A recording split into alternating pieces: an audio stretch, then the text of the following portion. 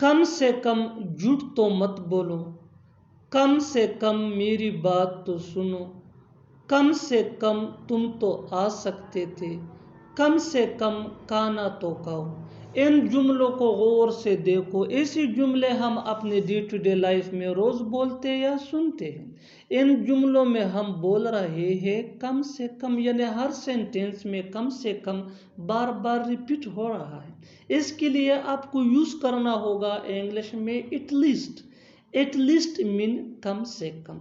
आइए complete structure समझते हैं। At least plus comma plus sentence. आगे डिटेल से समझाता हूँ मिसालों से। Here are some example for better understanding. कम से कम झूठ तो मत बोलो, at least don't tell a lie, at least don't tell a lie. कम से कम मेरी बात तो सुनो, at least listen to me, at least listen to me. कम से कम तुम तो आ सकते थे, at least you could come, at least you could कम। कम से कम खाना तो खाओ, at least have the food, at least have the food. और आखिर में ये सेंटेंस आपके लिए कमेंट सेक्शन में इसका जवाब जरूर देना।